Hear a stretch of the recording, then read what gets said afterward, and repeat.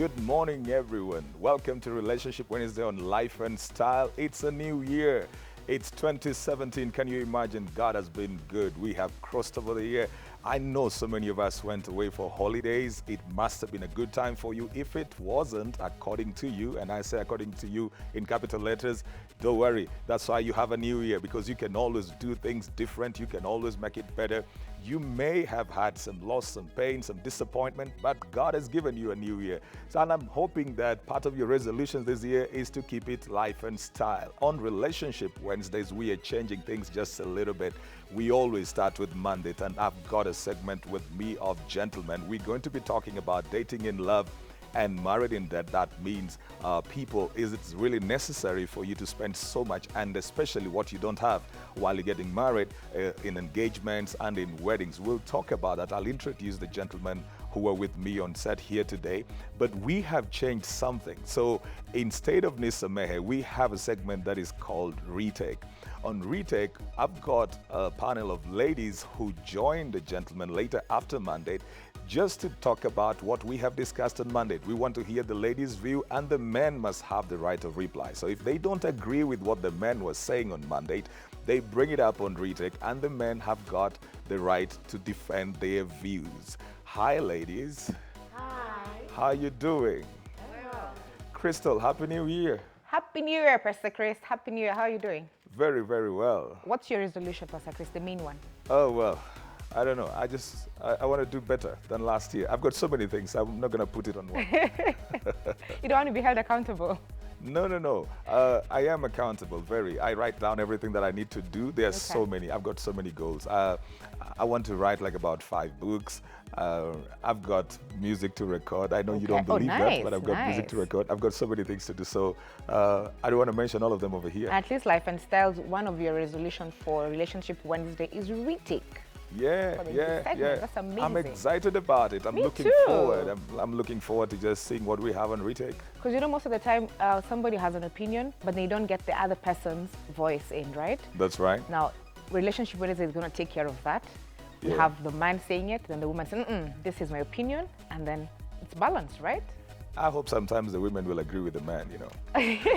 Well, we'll see. But remember, also, we're back with Style My Wife from January the 4th, and then it's interesting. Keep the nominations coming. Pastor Chris? Yeah, remember. I'm very curious. Yeah. To And see what the remember, men you have know, to you've say got to first. keep it with, when you keep it with Crystal, you've got to do the hashtag Style My Wife or Style My Hubby. Yes.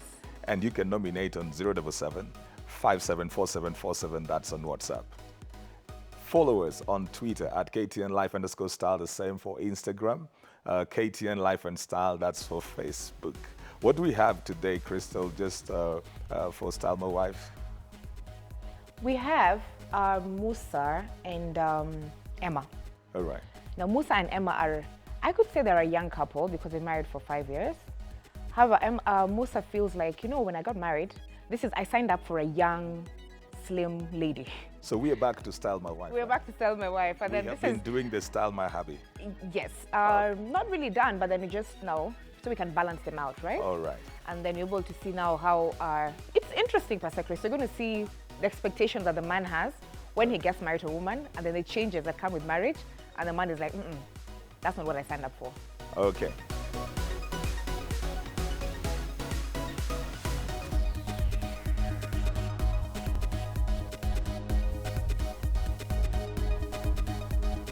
I've got gentlemen over here. You know, I tried to grow a beard, I gave up. But I've got 2 gentlemen here who have succeeded at growing the beard. At least I have one who has not grown the beard, so I'm a bit better.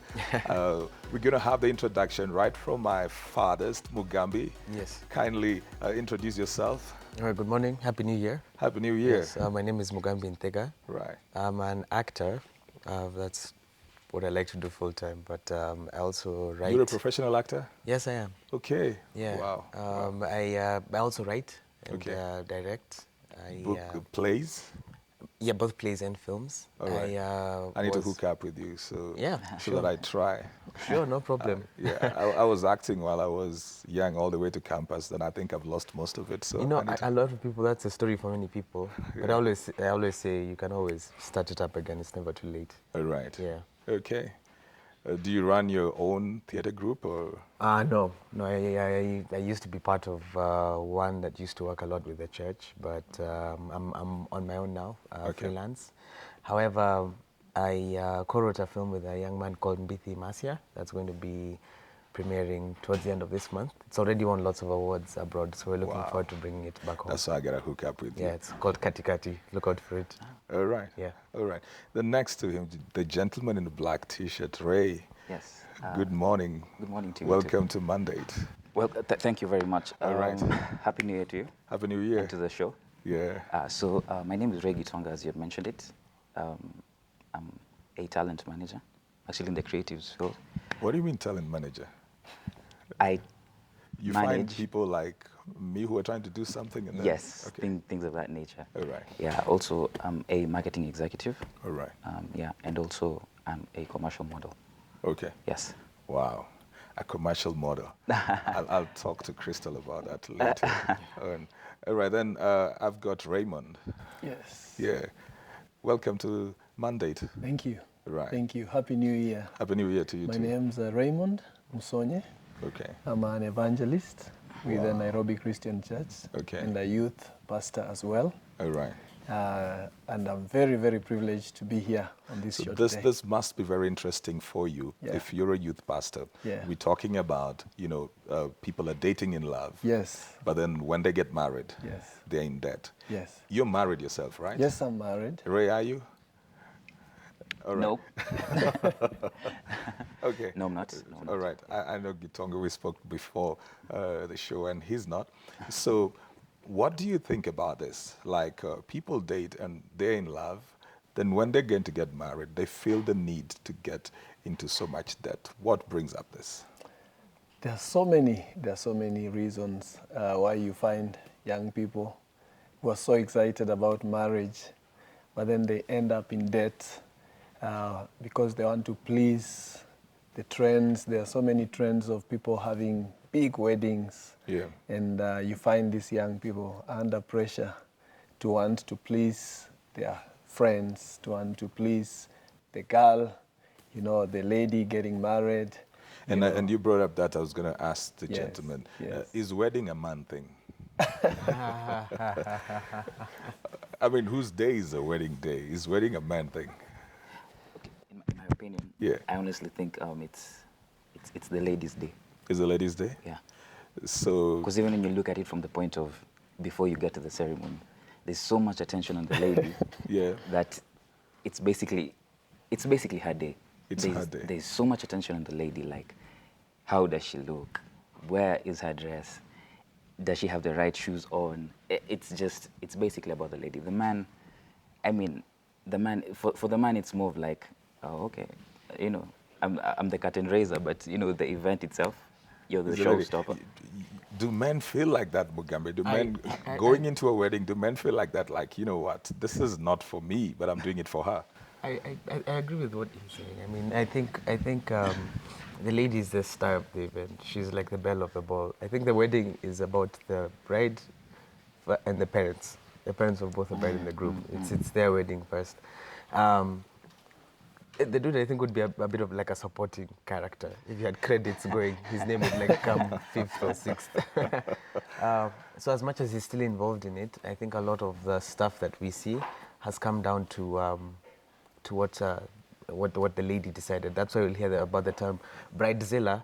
I'm yet to hear about a groomzilla. So it's, you feel that the lady makes the decisions about the wedding in most cases? At least the most visible aspects of it. The Yeah. aesthetics, the program, Yeah. what people look like, Okay. that sort of thing. And also to add on that, there's also the effect of how even the lady reacts to the day. You find that the lady is more emotional to the day.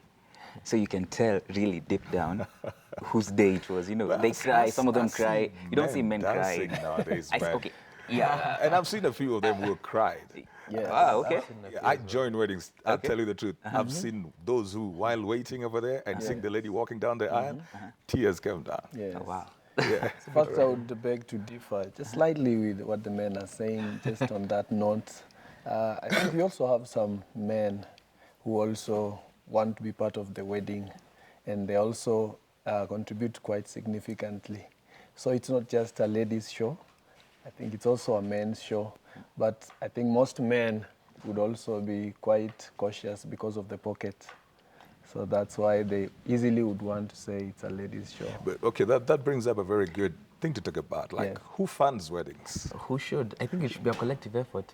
Of if who we're, and if who? we're going to begin living together as one unit and fostering a spirit of collaboration between two people and two families, then I think the collaboration should start from the very beginning.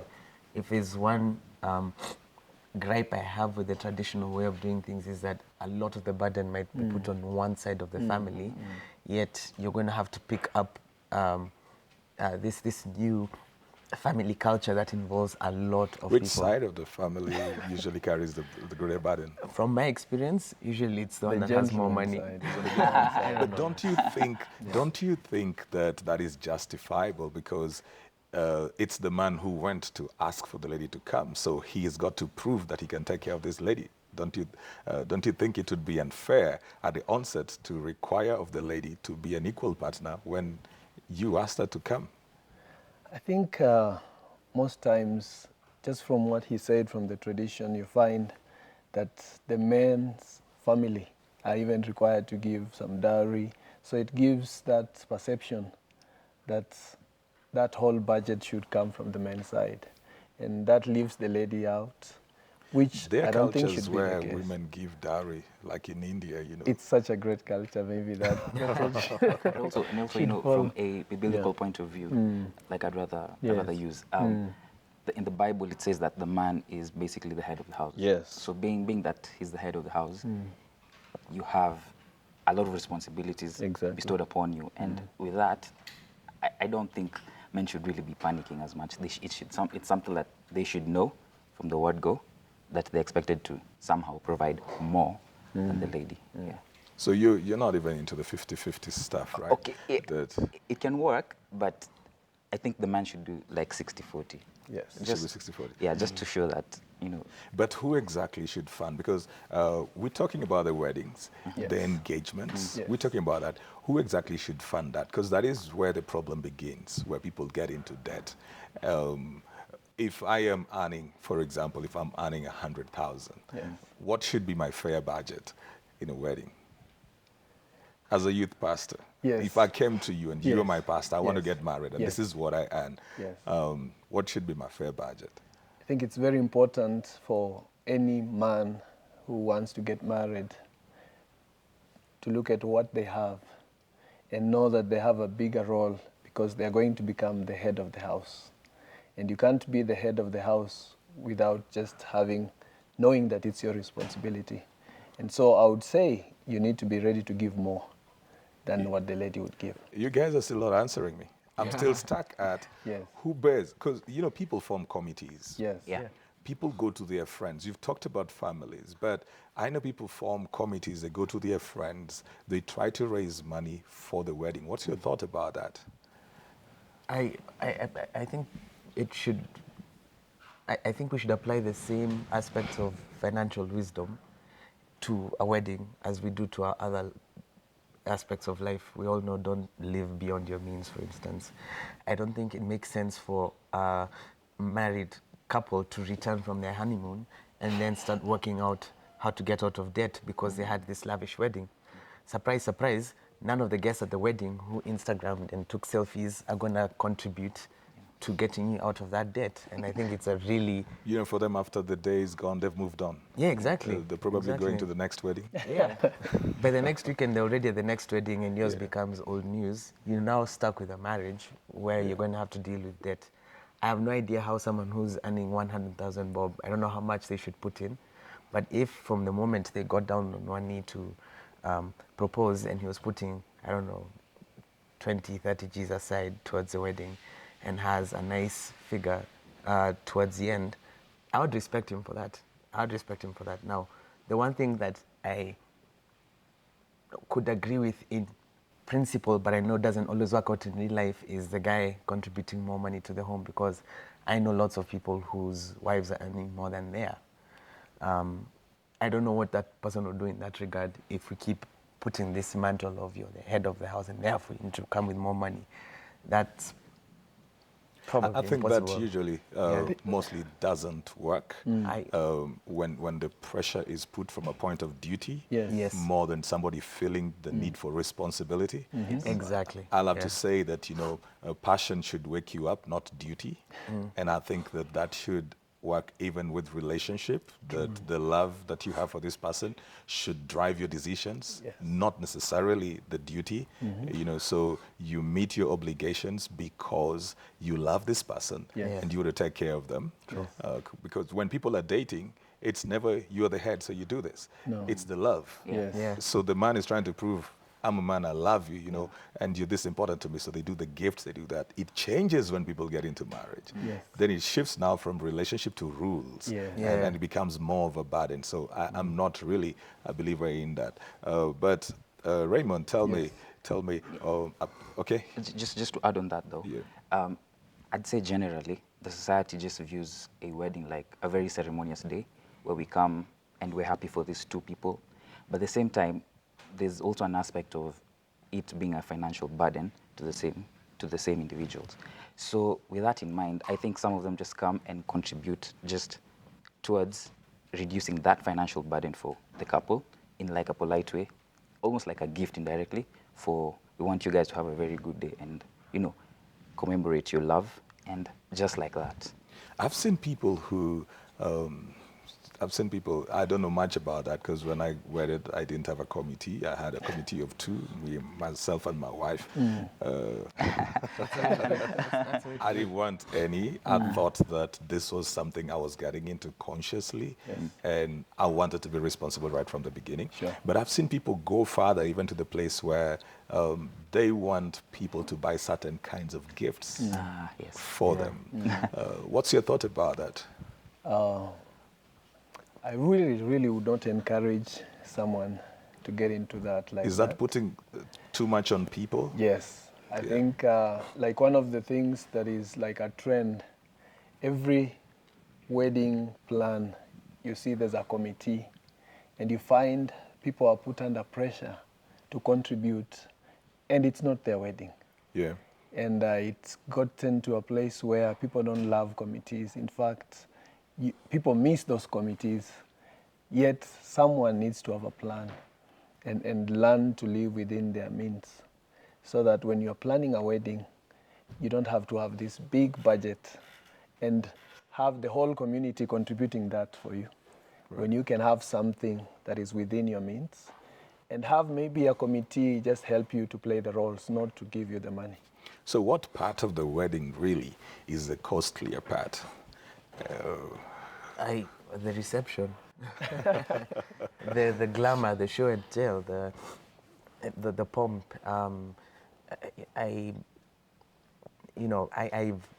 been privy to budgets before, and the flower budget alone just completely knocks me out of the water. I'm like, you're spending that much on flower petals that are going to be dead tomorrow, or the cake that's going to be eaten, the food, the tents, everything. I know it's supposed to be a glitzy and it's supposed to be a beautiful affair, but it's also very expensive, and it's very, very transient. It's here one day, gone the next. It's committed to memory after that, and conversation and pictures.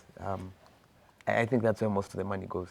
Are men too logical to understand the sentimental side of the ladies? You're reasoning like the flowers will be gone in a day.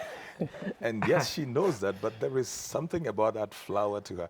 Are we too logical to understand their sentimental side? I think that's the part where the saying, love is blind comes in. When you love her, and if she picks like this bouquet of flowers, you'll buy them at whatever cost because it's her day, So as you're saying, men can be, I agree with you, men can be a little bit sentimental when it comes to that specific day, and it's because it's for her and, it's somebody that you cherish. So yeah, to some extent, yes. Who makes the final decision, or who should, when it comes to, we're talking about men, we're talking about, you all have brought up the issue of that the man is the head. I prefer to use the lead and not the head. Though I do believe in the headship, but in the function of leadership, Yes. more than in the function of being over the other person. But who should make the final decision then on how much is going to be spent on that wedding or the engagement and how much the rings will cost? We all know that, like the Bible would say, the two are becoming one. And it's just important for these two who are going to become one to make the final decision, not one person. Because at the end of the day, they are going to become one. In fact, some of the people we've worked with, we even encourage them to open one bank account. So they put all their resources together. Does that work every time? Not every Because I don't time, think but so. we've had success stories. Right. Yeah, where we've had couples opening an account, then they're able to see what they have, then they can make a decision on it. All right. Yeah. Your final thoughts, Mugambi, Yeah.